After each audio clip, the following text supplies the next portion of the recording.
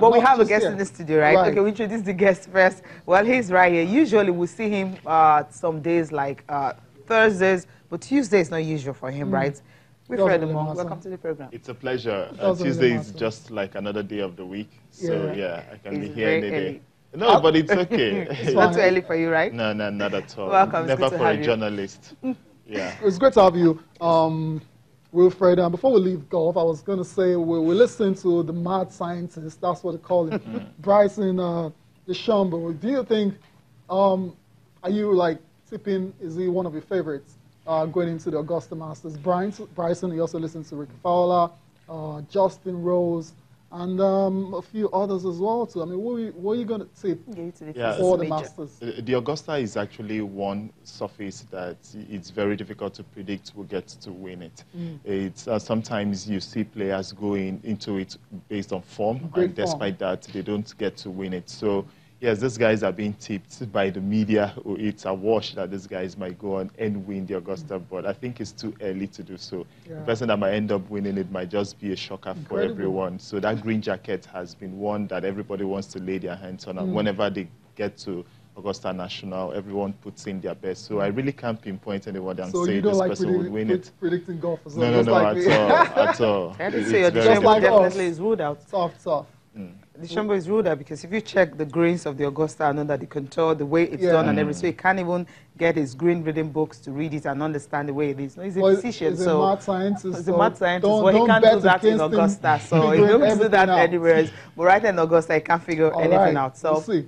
Yeah, he's not favorite anymore. All right. All right, now let's move to this. Okay, before we talk about Super Eagles of Nigeria, this NPFL La Liga 15, the under 15 promises tournament started yesterday, and of course we've seen some good results coming from some of these club sides. It's a good initiative. I know that everyone is talking about the fact that look, we really need to promote this. Clubs need to have academies so that when you're looking for under 17, you don't have 16, 17 failing MRI test. All you need to do, just pick these guys, 2 years, keep them together, and they're ready to go. And we can take a look at results coming from day one of the NPFL La Liga under 15 promises tournament. Day one result, Canopilas beating ABS by 3-1, Lobby Stars and Gobe United. It was Lobby Stars winning Heartland and Enyimba 4-1. Okay. Sunshine Stars and Delta Force. Delta Force, of course, is under 15. It's a 3-2. Ben Insurance are thrashing. I remember when Deputy Governor was talking about the fact that they had their La Liga promises that they're trying to get into the main insurance team with years to come and all. I think they are really proving this one, beating Abia Warriors 4-0. You have Remo Stars and Aqua United. Aqua United, both senior team and, of course, the under 15, they are all winning. 2-1, they won it. There's a result, the one involving Para United and the team from Plateau that ended 8-0. I think that's the biggest victory we've witnessed so far in this competition. But for ABS, defending champions, one expected that maybe they would put up a fight against Canopilas, but they lost that one 1-3. But that doesn't mean they're out. But like you said, fantastic initiative. It couldn't hold last season.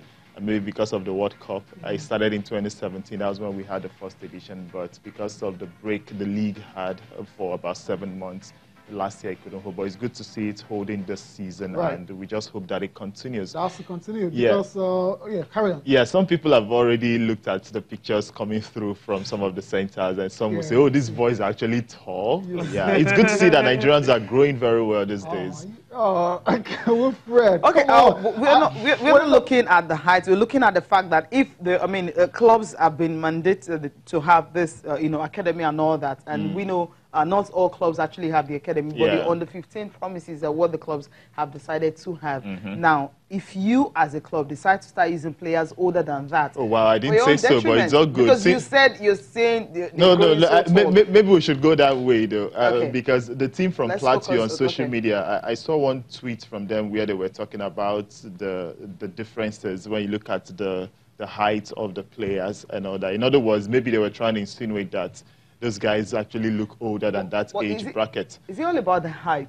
I mean, it could just No, be I'm just saying, yes, Okay. we know how these things play out. It could just be that the person has a very fast growth. Which is a possibility. Yeah, which is a possibility. But if you're doing this at this level, it's still at your own detriment. Like you said, we've seen players fail MRI tests, and yeah, it's not what we want. We want to correct this, especially African teams, they're always failing it. So if we get it right at this level, then going forward, we don't have that issue. There's no two ways about it. I mean, if Nigeria is truly to develop football, they have to get it right at this level. They have to ensure that, you know, they follow the rules and ensure it's strictly under 15 and not playing 20-year-olds in this tournament. And you can understand why there are a few people out there that are very, very skeptical. Because they know what these clubs are up to. True. And they know a lot of them don't like to play by the rules. Very That's why. It's straightforward. That's the reason. So I don't blame anyone out there, you know, seeing a couple of players and wondering, is this really...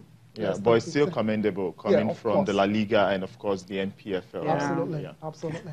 All right, then. Well, we'll see how well they can go. All right, then. Yeah, let's move on now. Yeah, talk about the last, just one game that was decided in the Nigerian Professional Football League, NPFL. That's game between Lobby Stars and Sunshine Stars. It ended in favor of the home side, 1-0. Lobby Stars still doing great. Yeah, I like the way Lobby and Rangers have been playing since they exited CAF competitions, and they look really good to qualify again for next season, especially with the fact that we'll get to have our slots reinstated. So four clubs from the Nigerian Professional Football League, 3 will have to come from the league, 1 from the FA Cup. But for this particular game, Sunshine Stars, whenever they go to play right there in Lobby, they always get, in Makurdi, they always get to lose. In 3 attempts now, they've not been able to pick up anything from that. So for me, this was always going to go one way, and Lobby have actually taken it. Next up for Lobby would be against MFM. That would be a tough test. Most teams have come to Lagos and they've lost. Only Rangers, only Enyimba passed that test when they drew 1-1 against that's MFM. So we'll see if Lobby will be able to hold their own come this weekend. Well, I love the fact that Sunshine Stars were really able to hold on. Sikiru Alimi, his 42nd goal that he scored in the first half. That was all. I mean, second half they held on. They didn't concede. In other words, you were expecting a whitewash. Precisely. I mean, when you're down by a low goal, the first half, another coming back, you know, especially when you're playing away from home, sometimes it's always and especially difficult against a boogie team. I mean, the team that always beats you. They even we've seen Lobby even go to Akure to pick up maximum points. I think like 2 seasons ago. So they always get those points against them. So it's not surprised that it wasn't a bad result for them. Yes, not at all. Okay. Well, they lost all 3 points. All right, let's talk about the Super Eagles now, the one I've been willing to talk about. Us internationals are still talking about the Nations Cup that will be taking place in Egypt. And remember, the Super Eagles of Nigeria, this weekend, they will know the opponent they will be facing. But then the problem, some of them are talking about the fact that Super Eagles haven't really played so many friendly games. You know, because of the FIFA window. No fault of theirs and all that. The FIFA window really not there. So just the opportunity they had, that was when they played like Egypt and all that. So they need more, because we've seen some new crop of players actually coming into the squad. And Coach Garnet Raw, we know how stubborn he can be, you know, sticking with his players and all that. Some players like Finidi George has been saying that they actually need more friendlies for him to understand, you know, his team very well. I think they'll get those friendlies because very soon the season will be wrapped up. That's sometime in May. So let's say they all come into camp by end of May, early June. Nations Cup begins on the 21st of June. So they could actually get to play maybe 2 or 3 friendlies before the Nations Cup, or even 4 before Nations Cup proper. So yeah, there will be enough time for them to find, even though they would have wanted more time to do so. I understand when people say they need friendlies, but it's not just a Nigerian thing. It's affecting all the teams going to the Nations Cup. So yeah, it's not like any team has an advantage over the others, and it's nobody's fault. Hopefully by the time the next edition of the Nations Cup comes around, I know this is the first time it's been played in the summer, and so the CAF probably will be able to plan better and will have more time.